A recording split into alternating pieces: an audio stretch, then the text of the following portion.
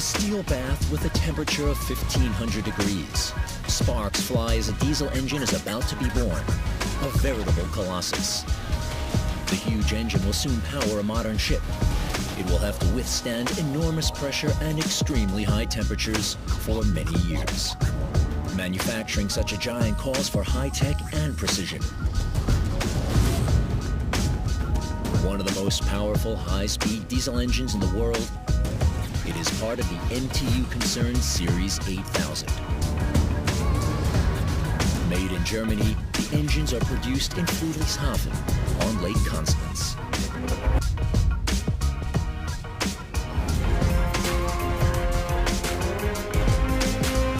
Malta. From here, the high-speed ferry Jean de la Valette transports passengers as well as cars and other goods to and from Italy.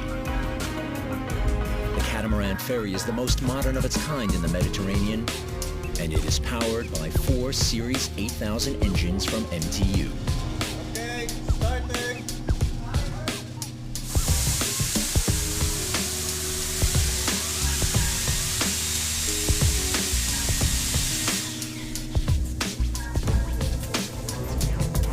Three levels below deck, the crews start up the ferry's 4 mega diesel engines. At idling speed, the men check that everything is technically in order. This takes 10 minutes and is a must before every voyage. The team then head back up because down here things are about to get very loud and above all, extremely hot. The Jean de la Valette leaves Malta bound for the Italian island of Sicily 120 kilometers away.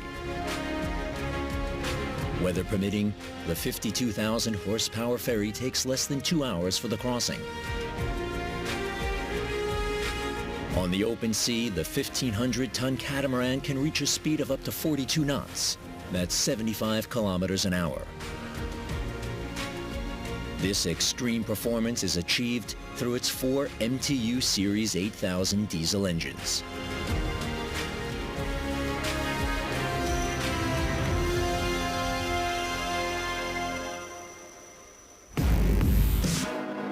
MTU Series 8000 consists of 20-cylinder common rail diesel engines.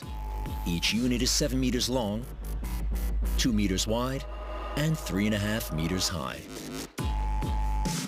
Roughly the same size as a steam locomotive, it also weighs as much, around 48 tons. The 20 cylinders have a capacity of 350 liters and produce 13,600 horsepower. Fuel consumption is 2,000 liters an hour.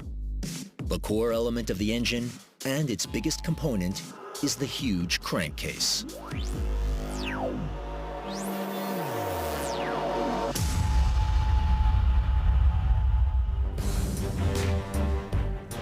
Like all the engine's components, the crankcase also comes from Germany. This foundry in Frohnberg in Bavaria is the birthplace of the mega diesel engine and a location with a long tradition. A small smithy existed here way back in the 15th century, so hot iron has been molded in Frohnberg for nearly 600 years. Today, the foundry's 3 smelting furnaces are operating at full speed to cast a Series 8000 crankcase. For 10 hours now, the steelworkers have been feeding the voracious furnaces different materials. The materials we need for the Series 8000 are steel scrap, pig iron, and deep-drawn sheet metal. We also need electrode graphite and silicon carbide. The composition is calculated by our superiors, in this case by the engineers in our production planning department.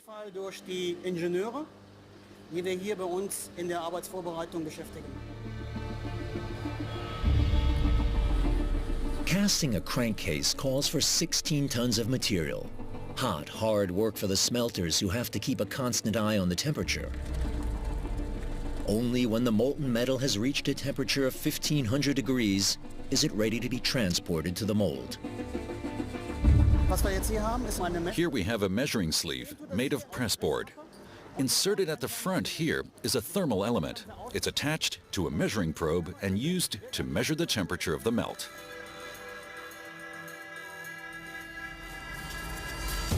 Every steelworks has its own recipe. Time and again, the smelters add this or that material.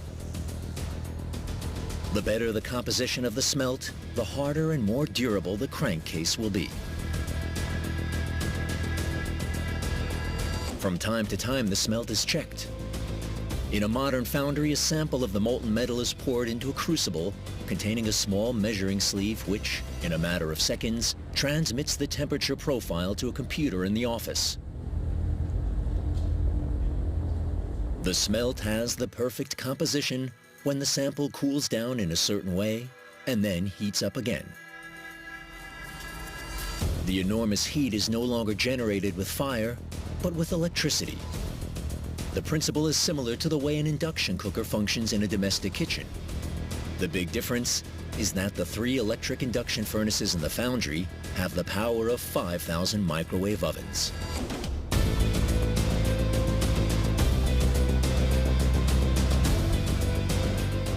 Their 4 megawatt have heated the molten metal to a temperature of over 1,500 degrees.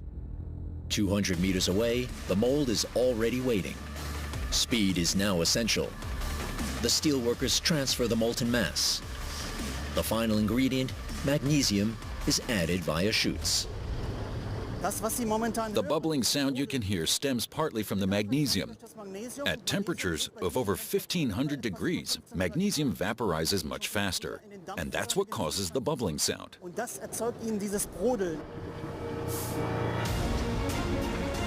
The magnesium vapor flows through the molten metal like carbon dioxide through mineral water. This changes the molecular lattice structure of the steel and will make the crankcase slightly elastic.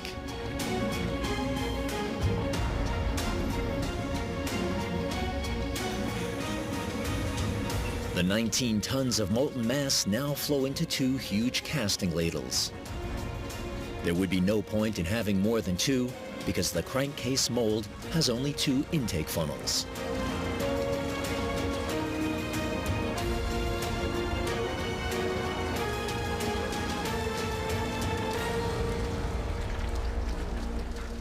This is what the various parts of a crankcase mold look like.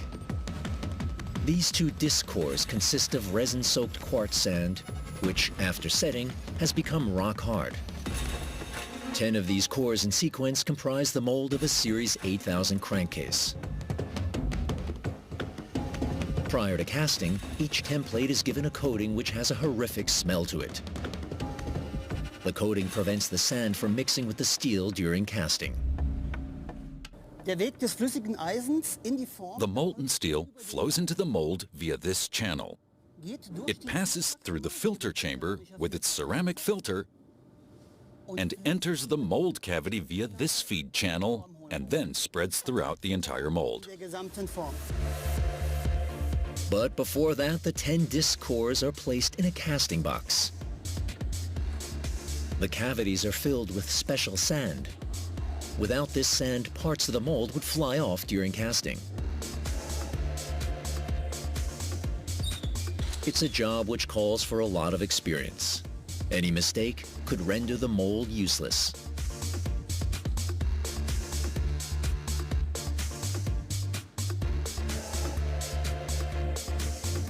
All this takes place days before the actual casting, which also demands total precision. The clock is ticking. The molten mass is cooling by the minute, so the smelters have to check its temperature time and again. On no account must it drop below 1,400 degrees. Then the mass would no longer be suitable for casting. A huge overhead gantry transports the cauldrons to the mold. The big moment is close. The birth of a mega diesel engine. The 2 casting ladles are positioned over the 2 filling funnels. From now on, everything will have to take place with absolute synchronicity. The head smelter starts the countdown. 3, 2, 1, go! In a fascinating spectacle, the molten metal flows into the 2 funnels. For the moment, the two plugs are still in place because the mass first has to settle. Once again, the command to remove the two plugs is given by the head smelter. Now pull! The mass can now flow in.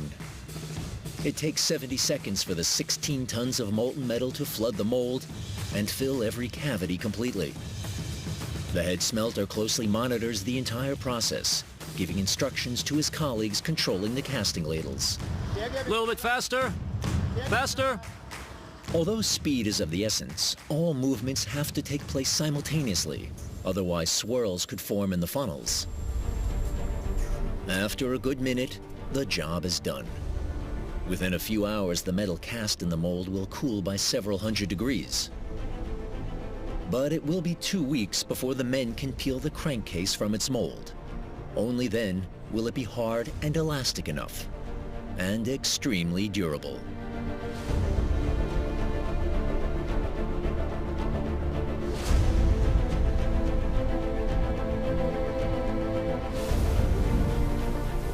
The Jean de la Valette is surging through the Mediterranean at a rate of over 40 knots. The high-speed ferry is heading for the Sicilian port of Pozzallo. It's not a propeller that the 4 mega-diesel engines in its hull are driving, but water jet power units, which function on the recoil principle. Water is sucked in under the ship and then expelled again with tremendous force.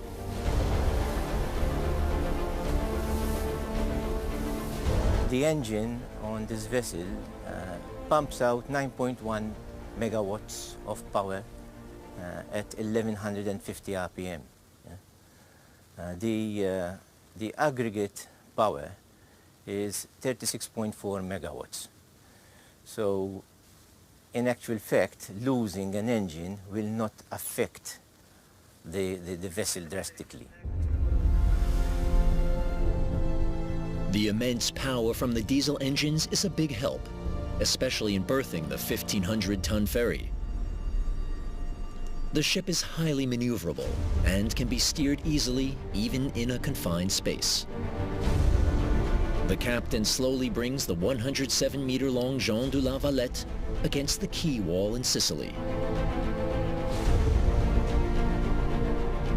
In just 8 hours' time, the catamaran will be heading back to Malta. That's not a long time, because today a team of mechanics, specialists in marine engines, has come on board.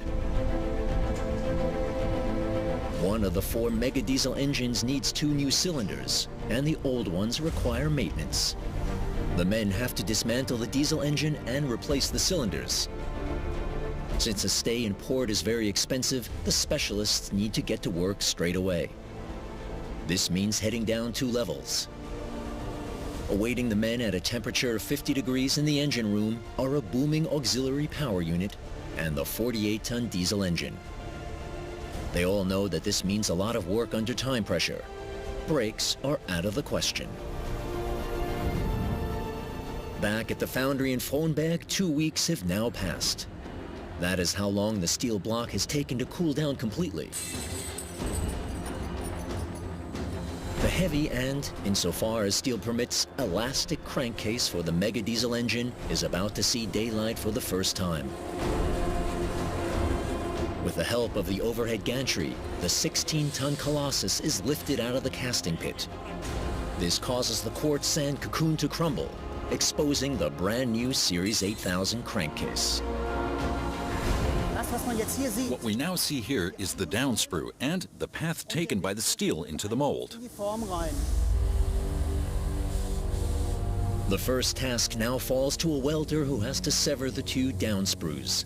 The gas jet slowly cuts its way through the tubes, which are as thick as tank armor. Other superfluous parts are also still attached to the 7-meter-long cast body. They were needed for the casting process. Now they too are cut off.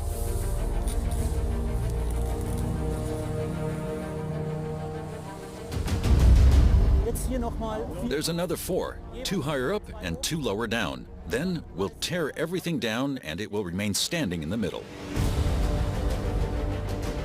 The experienced welder burns his way along the crankcase bit by bit. After an hour, the block is fully exposed. The casting channel can be removed. But the material that has been cut off is by no means scrap. It will be needed for the next melt. The overhead gantry then comes into action again. It lifts the block to the next station, a huge mechanical vibrator. The deafeningly loud vibrations cause any remaining quartz sand to fall off. It too will be recycled. After being cleaned, the sand will be used to produce the next casting. 3 minutes later, the Mega Diesel crankcase is roughly clean. Its next stop is the shot blasting chamber, where the crankcase will be bombarded with a storm of tiny steel pellets.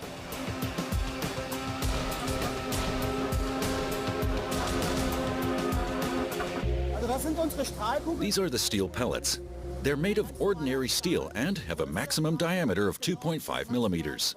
So we can roughly estimate what the surface will look like afterwards and how clean it will be. Wie die Oberfläche letzten Endes aussieht und wie sauber sie wird. Millions of the steel pellets are fired through the chamber at a speed of 200 kilometers an hour. This not only cleans the surface of the component, the bombardment makes the steel harder and more corrosion resistant. The process takes an hour. Then the doors are opened, and with the help of a crane, the men remove a perfectly cleaned engine block from the shot blasting chamber. The razor-sharp casting noses also have to be cut off.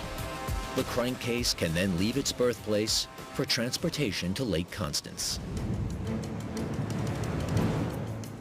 Assembly of the mega engines takes place at the MTU plant in Friedrichshafen. The firm specializes in large, high-speed diesel engines. Ships, submarines, military vehicles, and locomotives worldwide are powered by MTU systems. A Series 8000 naval engine has to pass through 6 assembly stations. 25 of these mega diesel engines leave the plant every year. Prior to assembly, the raw part is milled. The Colossus is machined to the right dimensions in several stages, losing up to a ton of material in the process. This takes several days. Engines of this size are machined with extreme precision. The tolerances to be adhered to are so minute that they can no longer be perceived with the naked eye.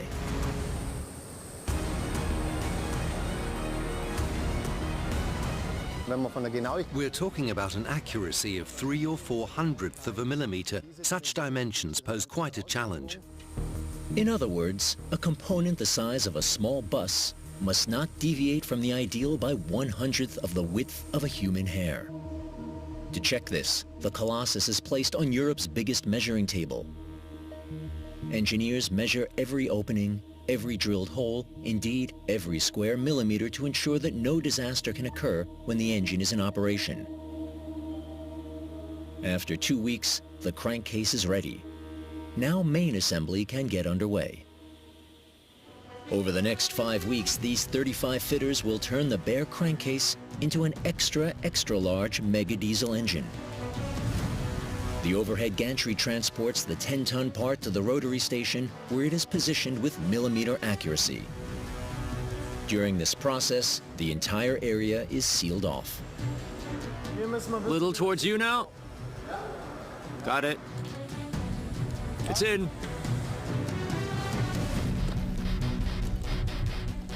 First of all, the crankcase is given a serial number. In the past, this had to be hammered in with effort. Now a special tool performs the task mechanically in seconds. The green light for assembly is about to be given by foreman Roland Bucher. He is in charge of the workshop. But first, the fitters check the surfaces and the bearings once again. We'll illuminate the entire crankcase starting with the inlets and then continue with the main oil channels. The two fitters' job is to detect any contamination. Tiny burrs or metal splinters in one of the channels could cause serious problems later. The main oil channel here has to remain free of dirt, dust and splinters, which could of course destroy the engine. Then it is the turn of the camshaft components. When it is fully assembled, the shaft will be 6 meters long and weigh 400 kilograms. To ensure that everything fits together, the mechanics work with liquid nitrogen. They sink dozens of small guide pins in a nitrogen bath with a temperature of minus 198 degrees Celsius. The liquid gas chills the metal pins and makes them contract. The super cold guide pins can be tapped into the flange of the camshaft segment with ease. As they heat up, they expand to give a really firm fit. Guide connections have to be greased and running surfaces oiled. The men then push the camshaft into the 6-meter-long channel, section by section, making sure nothing gets tilted. That's fine. A bit lower. Then you'll see it coming. Down a bit more. The initial phase is completed. The guide neck is now in the channel. The men slowly push it in further. Once again, this is precision work. There is zero room for error. Should something tilt, the engine would be blocked. Up again, up some more. Just hold it like that. When the 3 segments have been bolted together, the 2 fitters carefully push the unwieldy component through the engine. The camshaft is made of surface-hardened steel and will not be replaced throughout the entire life of the engine. After 2 days, the work at Station 1 is completed. One of the 25 mega diesel engines manufactured here each year is transported to the next station by overhead gantry. The rotary station is even bigger than the first station. Here, fitters will turn and wheel the Colossus several times and even turn it upside down.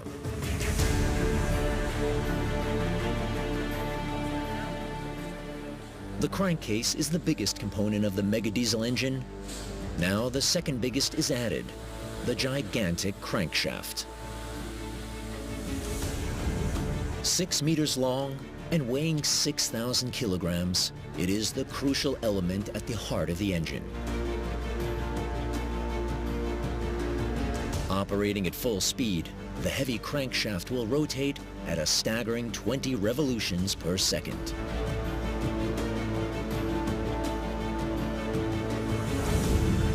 For installation of the crankshaft, the engine has to be turned upside down. The fitters wheel the cage. Suspended from the overhead gantry, the huge shaft now moves towards the crankcase. Once again, every millimeter counts. Very slowly, 6 tons of high-grade metal are approaching the interior of the engine. If the component were to slew, irreparable damage would be caused. After 20 minutes, the difficult task is completed. The fitters now turn the huge frame a few more degrees to gain better access to the engine's inlets. Over the next few hours, they will install 20 of these cylinder pistons. Later, the entire combustion process will take place in the power units, as they are known. Each power unit has a capacity of 17.5 liters and is basically an independent single-cylinder engine.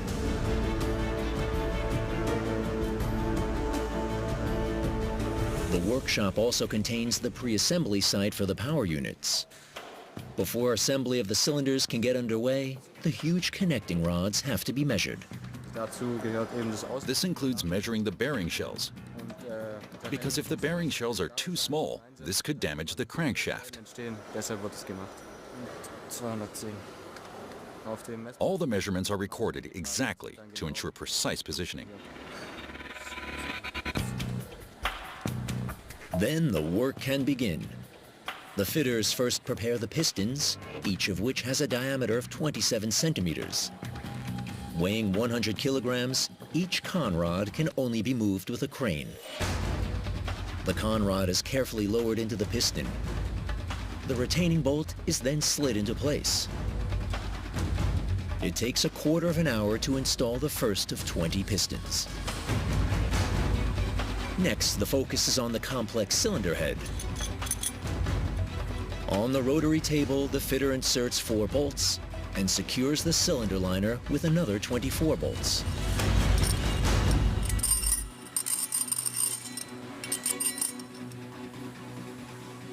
To guarantee precision, they are tightened automatically by a machine. The process is fully automated and monitored to ensure that I haven't forgotten a bolt and that every bolt has the right torque. The computer determines the next operation and records every action by the fitter.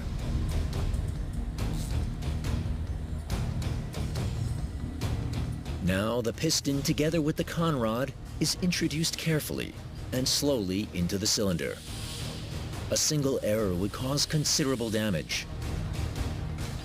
Later, 20 of these power units will make the 6-ton crankshaft rotate at a speed of 1,150 revolutions a minute. A final component and assembly will be complete. This is part of the exhaust. The power unit weighs 750 kilograms. In future, it will have to withstand a great deal. The ignition phase forces the piston downwards, turning vertical motion into the circular motion of the crankshaft. The crankcase is turned once more, and again the overhead gantry comes into action as it brings up the power unit.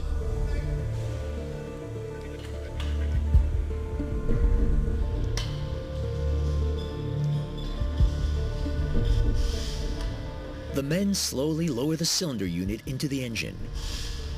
In its interior, the connecting rod grips the crankshaft with millimeter accuracy. The team installed 20 power units in one day. The conrods are provisionally secured with white dummies because the engine will be turned once again and nothing must be allowed to shift its position. The fitters reposition the engine block in order to install the 20 bearing shells in its underside. Each shell weighs 25 kilograms and is pushed onto the bolts of a conrod. Later, it is this area that will have to withstand the greatest forces. The up and down motion of the piston causes the crankshaft to rotate 20 times a second. The forces involved are extreme, and all the components will have to withstand them for many years. A special procedure is followed to secure the conrod. The men equip the bolt with a hydraulic clamping cylinder. They then attach oil pressure lines.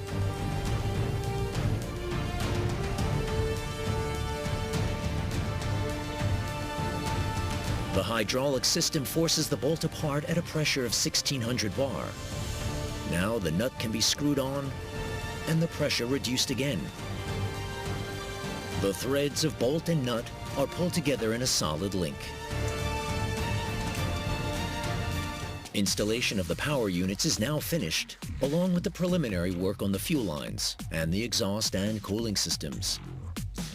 The gantry transports the engine block on to Station 3, where a 2-man team focus on the gear train.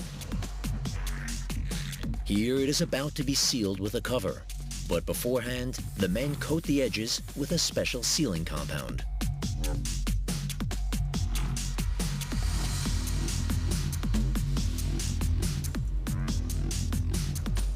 Weighing 200 kilograms, the cover is now attached. It is secured with dozens of bolts. In the years ahead, the gear train will not be opened again. Depending on its application, the mega diesel engine will have a service life of up to 35 years. Only then will maintenance be required. Back to the Mediterranean and Pozzallo Harbor on Sicily, where the high-speed ferry Jean de la Valette is berthed. 3 levels below deck, a team is working against the clock. The men have 8 hours in which to replace 2 power units from one of the 4 diesel engines. the maintenance work can only be carried out by specialists. While the covering is being removed at the top, one of the men crawls under the still warm engine to drain the cooling liquid. He then opens the heavy covers to gain access to the interior of the engine. Above him, two mechanics are loosening the bolts on the cylinder unit. So far, everything is going according to plan. A crucial moment. The power unit has to be taken out. The fitter has to open the eye of the connecting rod, which encloses the crankshaft. The nuts can only be loosened with a hydraulic bolt tensioning cylinder. Now pressure of up to 1600 bars applied through hoses to ensure that all the bolts are loosened. The four main bolts on the upper side of the power unit are also loosened with the help of the hydraulic system. Finally, the power unit is free. Using nothing more than a pulley and their own strength, the men maneuver the power unit out of the crankcase. Centimeter by centimeter, 750 kilograms make their way upwards. Working at a temperature of 50 degrees Celsius, the men now haul the unit through the engine room until it is under the service hatch where the hook from the small truck-mounted crane on deck is already waiting. After 3 hours, the first power unit is taken aloft. Care is still vital because the component is by no means scrap. It will be given a complete overhaul and at some time or other be installed in another Series 8000 mega diesel engine. Today, the part is first placed in a special transport frame. But why did it actually need to be replaced? It is suspected that because of minute cracks in the cylinder head, cooling water was able to get into the combustion chamber. But only examination under a microscope will provide exact information. In Friedrichshafen on Lake Constance, MTU technicians have made good progress. The mega diesel engine is now being fitted with a turbocharger group. A complex component, the supercharger group gives the engine its impressive height of 3.50 meters. Comprised of several thousand separate parts, the turbochargers are responsible for a huge increase in the performance of the marine diesel engine. Every year, fitter Tobias Reiter assembles 25 such turbochargers for Series 8000 engines. The purpose of the turbocharger is to increase the oxygen content of the combustion chamber. This is the intake for the exhaust gases. Here we have the blade wheel which can rotate. Here exhaust gases flow out again, and on this side drive the blade wheel. This is where the air is then drawn in. Here it is compressed and here it enters the intercooler. 40,000 revs per minute and a boost pressure of 4.5 bar, compared with 2.5 to 3 bar for a car tire. Reiter needs about a week to assemble the 2-ton turbocharger. Today he's sealing the housing airtight to prevent any toxic exhaust fumes getting into the machine room later.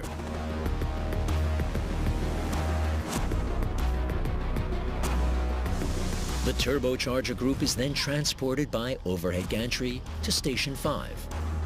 Now the turbocharger can be attached to the engine block. Two men connect the part with the exhaust circuit. The Series 8000 mega diesel engine now weighs around 40 tons. The clutch is then flange mounted. The fitters maneuver the huge part to the end of the crankshaft. And once again, they need special tools. This is the cylinder with which the clutch flange will later be pushed to the back.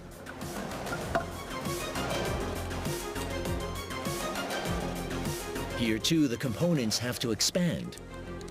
Hoses ensure a high oil pressure of 1500 bar. The flange expands, and little by little, the clutch moves on to the shaft. 2 minutes later, the men release the pressure again. The connection is solid.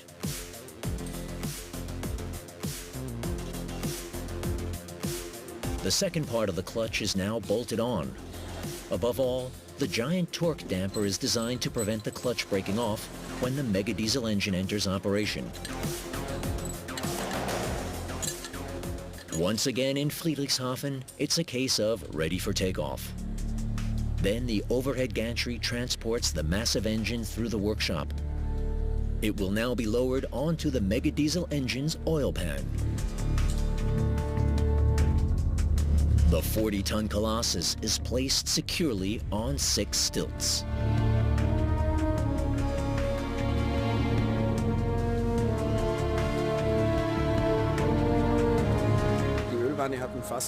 The oil pan is filled with 2/3 of maximum capacity. That's 1,600 litres, which is the volume pumped through the engine twice every minute. With total precision, a hydraulic hoist raises the sump to be bolted on. 2 more in the middle should be fine. At the Friedrichshafen engine plant, all the tasks for the day have been completed. But on Sicily, there is still a lot to be done. The high-speed ferry Jean de la Valette is still berthed at the quayside. The maintenance team on board the catamaran have got a tough job in their hands. 2 power units need to be replaced, and the men now have only 6 hours to install them.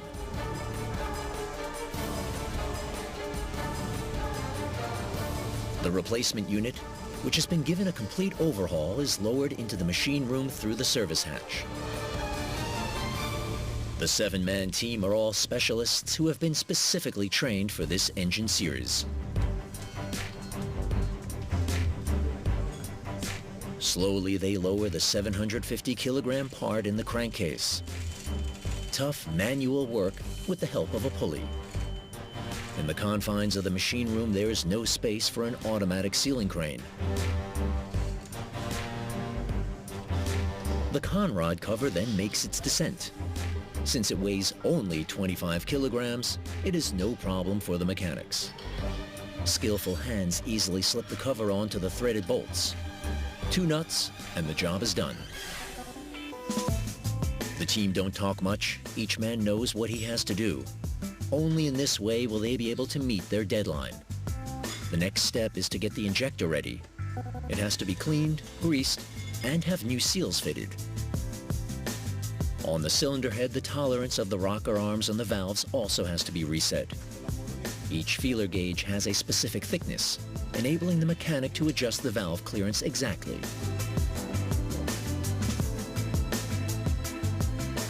The cover is put on, and the men have reached the halfway stage. The first of the 2 power units has been replaced. The team still have 4 hours for the repeat procedure, removing the cylinder unit, lifting it on deck with the crane, and packing it safely for transport. The new power unit is then lowered into the machine room, installed, bolted, greased, and adjusted. All the men can do now is hope that the engine will spring to life immediately. The fitters are still working, but the ship's crew are already closing the maintenance hatch. The first trucks will soon be driven on board. Everything is still going to plan, but will the overhauled engine start up?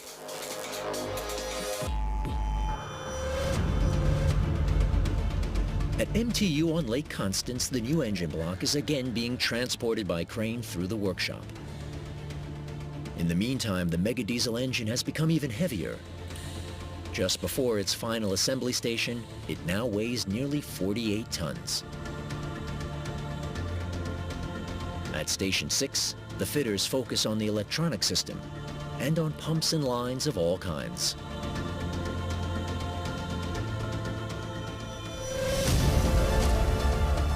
The Series 8000 marine diesel engine is a complex structure of circulation lines for fuel, oil, air, and exhaust fumes.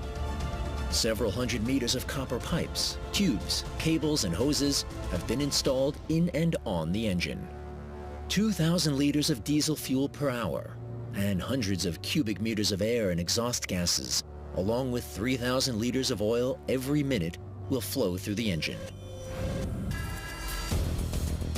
All the lines are special, home and custom-made products, like the pipe for the seawater cooling system. The fitter assembles the separate elements of the coiled pipe in a gauge. Anything that's slightly out is ground to size so that it fits with millimeter precision.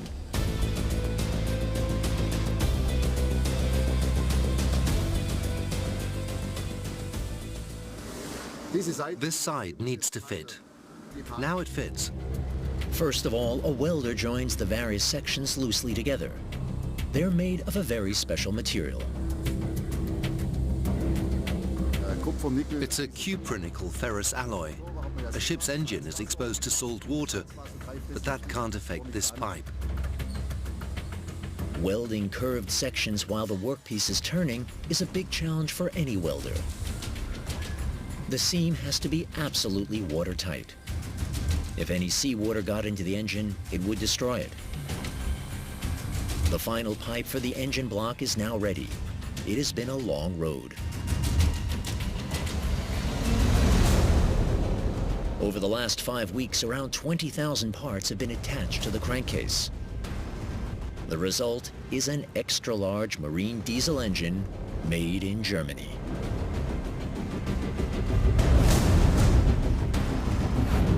Once again, the team of 35 fitters has done a great job.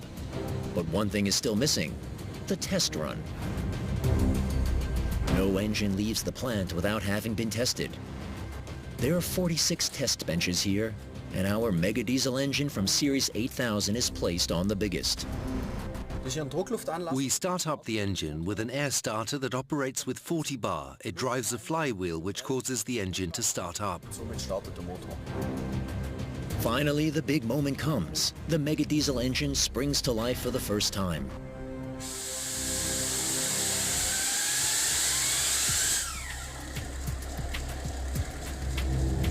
At the control console, Roland Bucher and a colleague increase the speed.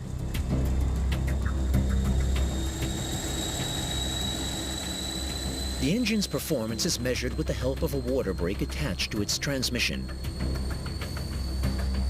The water brake has a paddle wheel which rotates in the water, creating an artificial resistance.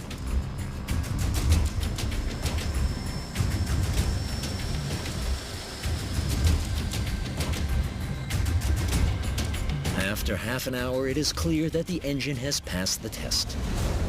It functions flawlessly. In the hull of the Jean de la Valette ferry, still berthed in Sicily, another diesel engine of the same type still has to pass its test. A team of fitters had just 8 hours in which to replace the heart of the engine, the 2 power units. With cars and trucks now queued up in front of the ferry's loading ramp, the engine just has to start up. Otherwise, well, that doesn't bear thinking about.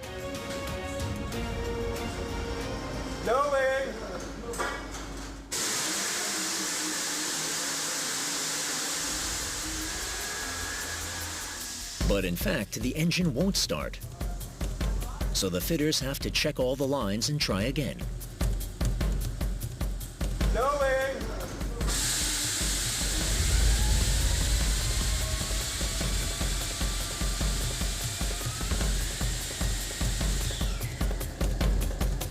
Success. The engine is running again. And to the ears of the fitters, the deafening noise sounds like music. The pit stop has taken 8 hours and cost thousands of euros. But the high-speed ferry is now ready once again to make the crossing to Malta. The ship's engineer just has to give the green light. Then the team of fitters can call it a day. The diesel engine can now look forward to a long service life. These engines run virtually forever and ever. Under typical conditions, we're talking about 72,000 operating hours. After that, the engines are taken out and checked for wear. And if everything is okay, they are reassembled and put back into service. It's already dark when the Jean de la Valette reaches Malta. Its engine is working perfectly. After performing a final skillful turn in the narrow basin, the captain reverses the ship alongside the quay. The high-speed catamaran will again be able to cross the Mediterranean 3 times a day, taking cars and trucks, goods and tourists from Malta to Sicily and back in record time and reliably, thanks to 4 mega diesel engines in its hull. Power made in Germany.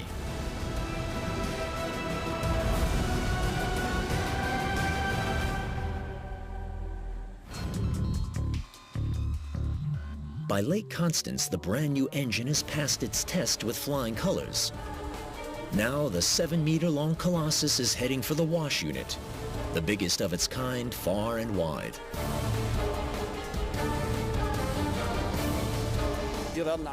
Every large engine is washed here. On average, the procedure takes 5 hours.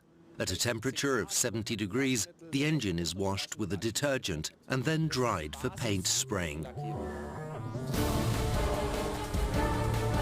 It's a really tough job. Clad in a heavy protective suit, the man with the high-pressure cleaner has to cope with heat, noise, and damp. After 5 hours, the engine is spotless. Above all, it is free from grease, essential if it is to be sprayed later with a special type of paint. The roughly 1,000 cubic meters of water that are used will be treated and recycled.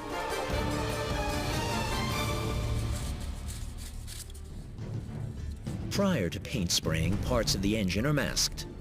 The sensitive cables and pipes must be kept free of the paint, which could change their thermal and electrical properties.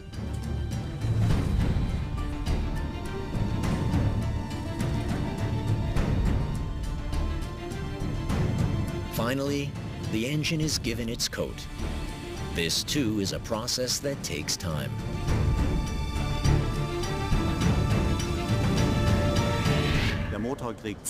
We apply 2 coats. First, a primer. Then, it's left to dry for about 4 hours. Then we apply a thick coat, which also takes about 4 hours to dry. It's a lot of work for the 2 paint sprayers who go through 200 liters of paint. Including drying time, the mega diesel engine spends 16 hours in the cabin.